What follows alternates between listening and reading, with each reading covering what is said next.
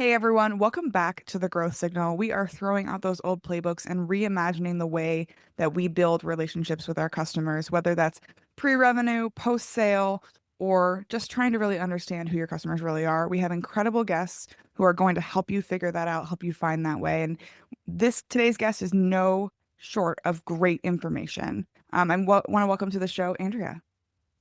Thank you for having me. I'm excited to be here. So, longtime listeners will know I open with a pretty similar question every time, and we had kind of a pre-recording conversation. So you're kind of like somewhat LinkedIn famous, right? I love it. It's funny. My husband regularly jokes with me about this. He's like, yeah, you're kind of famous. I'm like, no, I was really only famous for, let's say, like a week and a half. But I did hit my sort of 15 minutes of fame, if you will. Speaking of 15 minutes, that was kind of the centerpiece of kind of your thought and conversation. So tell us more about this 15-minute secret to QBRs.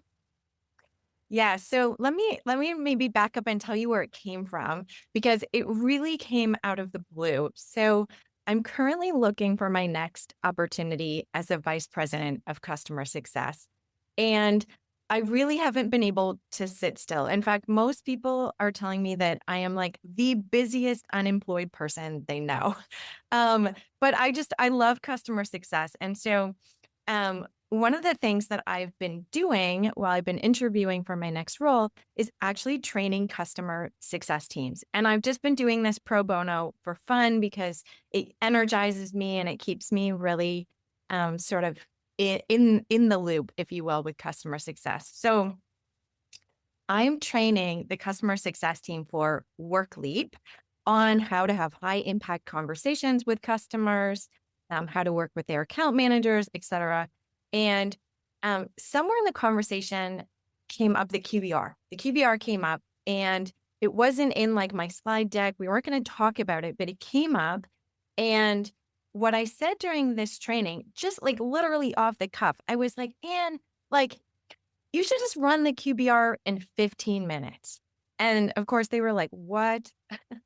And I said, I think you can do it in 15 minutes.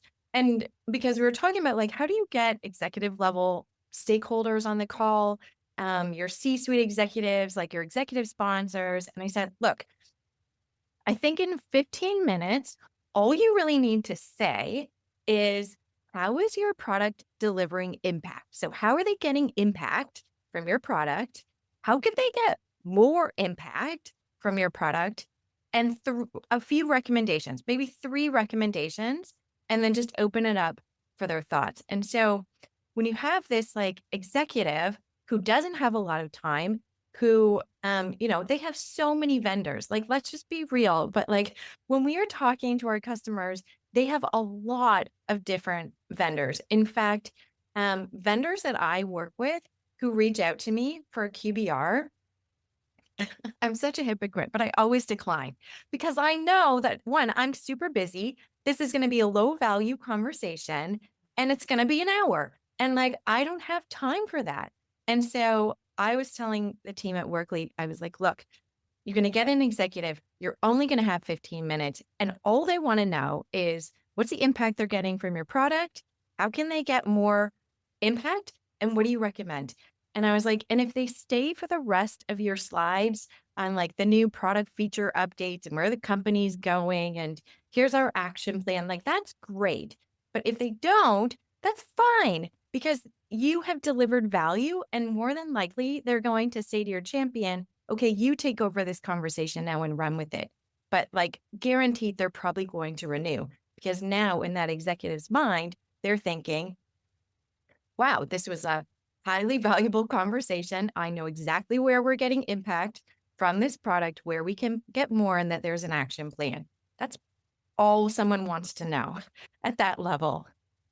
Yeah, I believe a little bit that QBRs probably need to go undergo a rebrand, right? Because I was reading an article that the average enterprise executive has upwards of 70 SaaS products in their stack. That is insane. So if you take 70 times 4 with the outreach, because you're an enterprise client, so everybody wants to talk to you and spend time with you. how would I possibly be able to have any time for my actual team if I'm giving you a week and a half of productivity every single quarter? Like nobody would say yes to that. And yet I think sometimes as SaaS leaders, as tech leaders, as people who are trying to do what's right for our product, we forget that we're one of 70, not one of one. Yes, yes. That's exactly it. Oh, and so I realized I didn't answer your question. So my 15 minutes of fame. So what I did after I was training this team on the 15-minute QBR, which literally just came up, off the top of my head, I just wrote it down. I was like, okay, this is how you would run a 15-minute QBR. And I created a LinkedIn post, and it was literally in the spur of the moment. And I was sort of on fire about this topic. And I was like, forget the old like QBRs. I think we should do it this way. So I put out this LinkedIn post.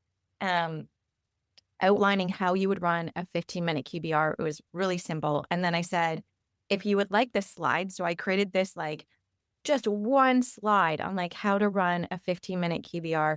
I was like, if you want this slide, just put 15 in the comments and I'll send it to you. And my thought process was, if you are a manager, a director, a leader of customer success, you can take this slide and just pop it into your next team meeting. I used to meet with my teams literally every morning, or at least a few times a week. I was like, you can take this slide and pop it in, and have a bit of a discussion around it. Or if you're a CSM, you can just have it for your reference. Anyways, I was shocked because 1,500 people put 15 in the comments, which I was not expecting. And so I'm sending the slides like to as many people as they can. Like I pretty much broke my LinkedIn. LinkedIn gave me a big warning that it was like, hey, I've been like, put in LinkedIn timeout before too, so I get that. right? Yeah, I get this big warning. Anyways, but I really wanted people to have the slide because I think it's so important. And so I did send it to like as many people as I could. And then so 1,500 people commented and over 100,000 people saw my post, which I was like mind blown because I only have, 5,000 followers and 5,000 people on my LinkedIn. And it went to over 100,000 people. People reposted it. It went viral. So hence my 15 minutes of fame regarding a 15-minute QBR. I love that. Why do you think it struck such a nerve? Oh, mm, it's really interesting. I was thinking about this because, well, one, I think it struck a nerve with the customer success community because QBRs are so painful. Like I can think of QBRs that my team has done for enterprise customers that have literally taken like a week and a half to put together. Like you're pulling data, you're involving the right teams, you're creating an action plan, you're trying to get the right people on the call. Like they're so painful. And that's for like one customer And then a you do week all and that work and your economic buyer doesn't even show. right? Or they drop after Right. 15 minutes, hence why you got to make those 15 minutes count. But yeah, like it's just a massive, I mean, let's just say what it is. It's a waste of time, is what it is. Right. And so it struck a nerve with the customer success community. But what surprised me is that it struck a nerve across all of go-to-market. It was like, my go-to-market counterparts in sales and marketing, and like there were CEOs commenting on it. And like it struck a nerve sort of everywhere. And then what really surprised me is it struck a nerve outside of SaaS. And there were people who commented on it that were not in software, that were not in SaaS. And I think the reason for that is anyone who is talking with executive level stakeholders about the value of their product has some sort of a meeting around this. And so I was surprised that, it really struck a nerve just sort of universally that, anyone in business who's trying to have this type of conversation really struggles. Yeah. I find it interesting too because like most things, I am sure the QBR was designed to be well intentioned. And maybe the first ever QBR was 15 minutes, right? Back in the day, however many years back you want to go, because it was meant to bring value. And then, like all things, it kind of catches on. And then we as people start to overcomplicate it. And we say, well, if they liked the usage analytics and the customer, discovery interviews, well, they're going to also like this and they're going to like this. And then they start piling on, thinking that more is more rather than reflecting at what the QBR was meant to do. This is a quarterly business review for those who aren't familiar with it. And the idea that we're just checking in, but we've turned it into this monster, this beast that we, have to start to claw back. Yeah. Yeah, it's so true. And I mean, I also wonder too if we're not getting enough face time and valuable face time with our customers in between. So it's like we kind of think that, and at least I mean, when I say we, I mean really like the teams that I've managed, I can think of times when we thought, okay, if we get this executive like on the call with us, we have to make the most of our time. Like pretty much, it's like when you get on stage and you have an audience and you talk for an hour instead of like, 15, 20 minutes. It's like you get the mic and you can't let it go. Yeah. Right. And so I wonder if there's a bit of that too, where it's just we're not having high value conversations in between the QBR. We're using the QBR as like the pivotal sort of let's align on our businesses. The one time a year, 2 times a year, if you can get it quarterly, great. But then we get the mic and we won't let it go. And that customer, I guarantee you, is thinking, oh my God, I'm not going to agree to this next time. Right. I'm not here to be monologued at, right? And some of that is probably a concern about high value conversations. Some of that is like, oh my gosh, I only have one shot at this. I better pack it all in because, they're going to ignore me next time. So we've talked about the problem, right? There's a reason that your post struck a nerve. Let's dive into though what your solution was. How the heck are you packing everything I need to get into in a QBR into 15 minutes? Yeah. So, I mean, now, granted, here's how I envision this sort of working. And in my next role, so when I land my next vice president of customer success role, I'm going to really test this out because I think it's going to work. In fact, I know it's going to work, but I want to do some testing around it. But here's what I envision this sort of looking like is okay. So you've got your executives in the call, right? They've agreed to come. You have told them that you only need them for 15 minutes, right? Because an executive will agree to a 15-minute meeting. Rarely will they agree to an hour-long meeting, right? Maybe half an hour, but like 15 minutes, they're very likely to agree. So Yeah, you that have, seems reasonable. 15, I can give yeah, you 15, but like it better be 15 then if you're telling me 15, right? You can't say 15 and then yeah, turn it into 45. exactly. So you have 15 minutes. Now, before you pull up your slides, maybe you have one slide, but please, what you're not going to do is like pull up like the title page and this is the team here over at your company and this is how we've been working to get like don't do any of that. If you're going to pull up a slide, don't even pull up the title slide. You're going to pull up the slide that I sent everyone as part of my post, which is basically like here's how you're getting impact from our product. Here's how you can get more impact. And here are 3 recommendations that we have. That is it. Okay, so we're going to do a 15-minute QBR. What is on that one slide? What is the secret sauce to actually fitting in a 4-hour conversation into 15 minutes? All right. Yes. So, okay, let's be clear. Please don't try and put a 4-hour conversation in 15 minutes. What you're really trying to do is have a high impact conversation in 15 minutes and answer the question that really is in this executive sponsor's mind, which is, are we getting value from this product? Could we get more value?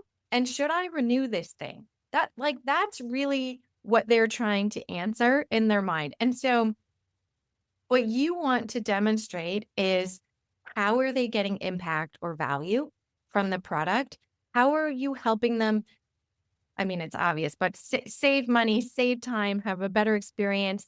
Those are like the quantitative sort of things that you could talk about. But if there's anything that's qualitative, because um, people buy for emotional reasons, right? Yeah. And so if there are qualitative things like employee morale is up, people are leaving earlier, meaning they're not working into the evening.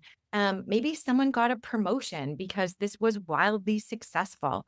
Like whatever it is, like, so I know we always think like, oh, how are we saving, time, money, creating efficiency? Those are the obvious ones. But those are not the things that actually make people renew or keep buying. It's the emotional things. It Yeah. is the overall morale of the team. Um, Anyway, so how are they getting impact? How could they get more impact? So based on what you're seeing in the usage of their product, what are things that they could be doing to get more impact? What are features they're not using? But more importantly, what is the value that they would get if they use those features? You want to know what your best customers are doing, and recommend that they do those things. And so you're recommending how can they get more impact? And then what are the 3 recommendations? And so in a really succinct way, in 15 minutes, you're just telling them like, here's the impact you're getting. Here's how you could get more. Here's what I recommend. And then you're going to be silent and open it up for that executive to talk, right? And that's really the key there. Don't keep going. Let them talk, get their thoughts. And at that point, they're probably going to make a decision. This is a call I actually want to stay on, because I'm interested in getting more of that impact. You've intrigued me. You mentioned how my competitor is doing something differently and they're getting more impact than me. I want to do that, right? Or at that point, they're going to assign it to your champion and be like, okay, Sally, Bob, John, this sounds really important. Can you mobilize those teams? Can you learn more about this? Whatever it is. So that's the whole conversation.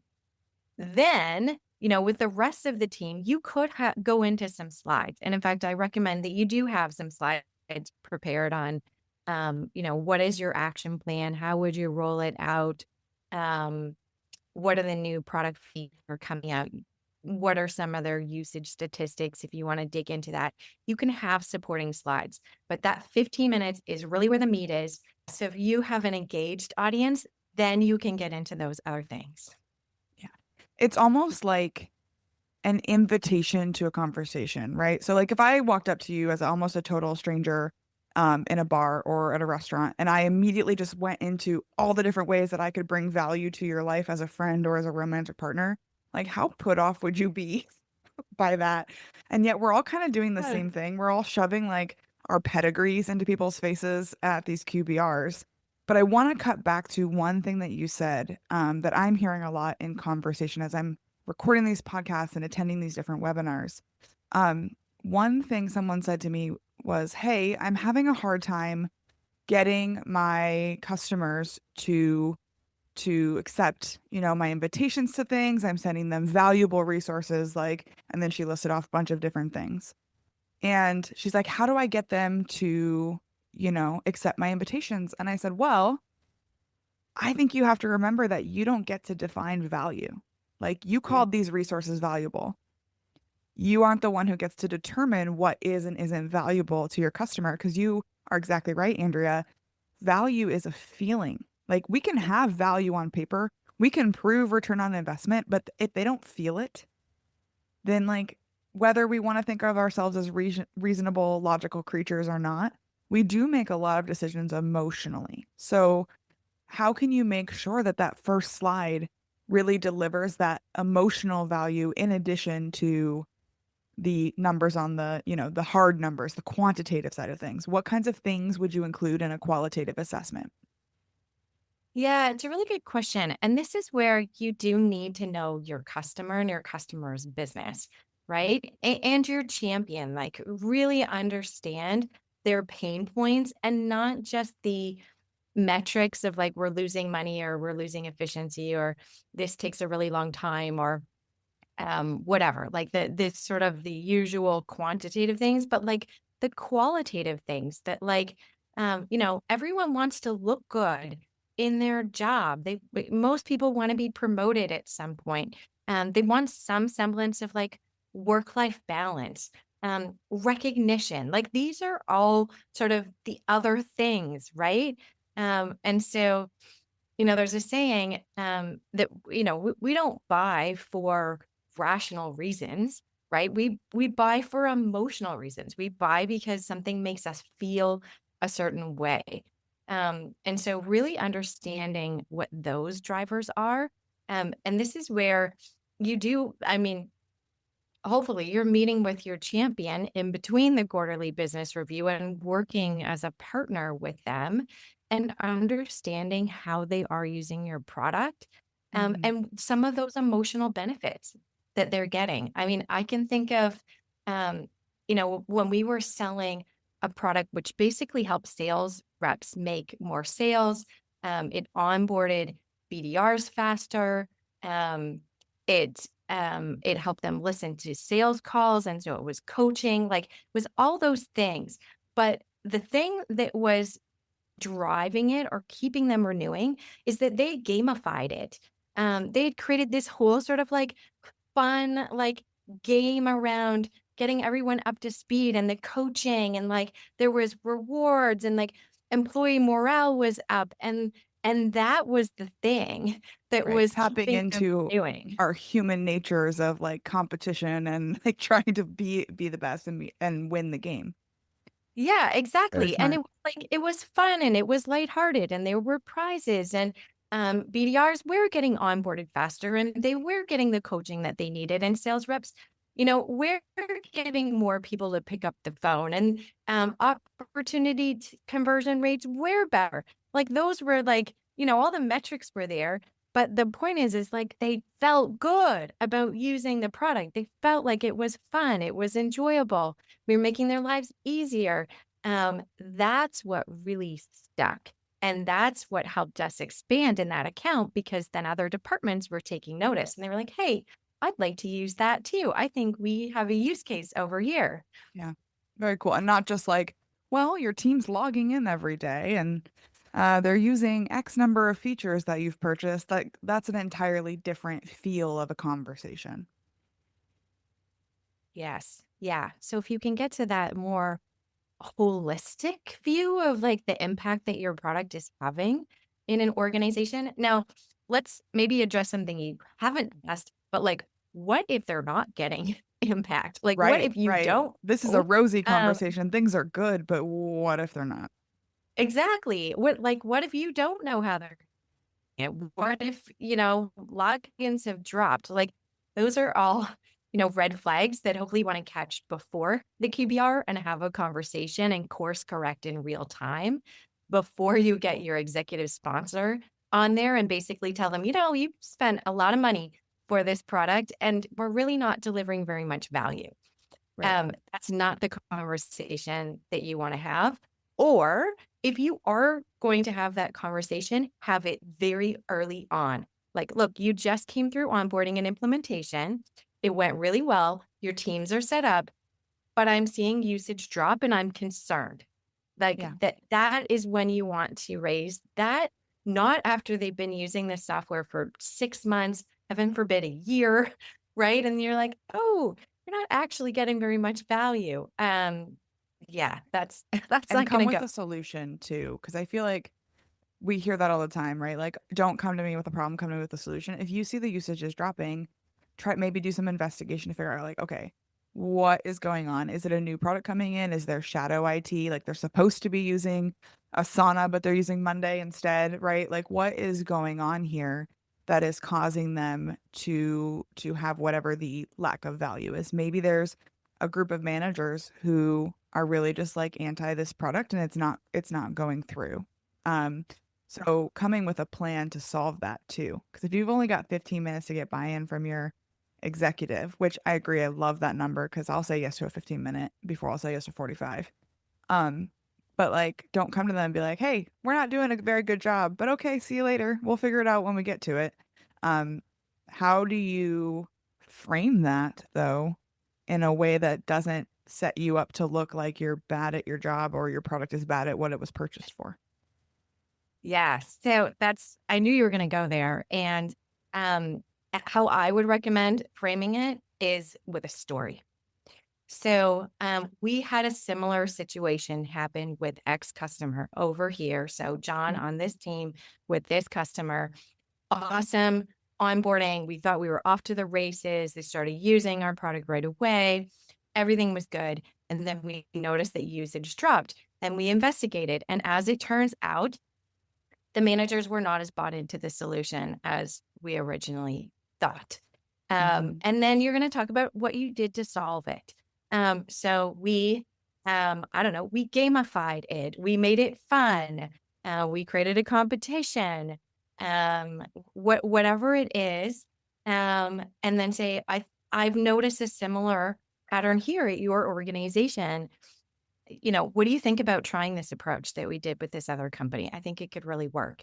Mhm. So that's where I would really weave in a story, right? Because nobody likes to feel like they're being left behind, right? They want to know what other customers are doing and where they're having success. And then also, nobody really likes to be told what to do. And so, framing it in this story of like, hey, we had this similar situation, and here's what we did to solve it. And it was wildly successful. They're much Mhm. more likely to say, hey, yeah, let's try that.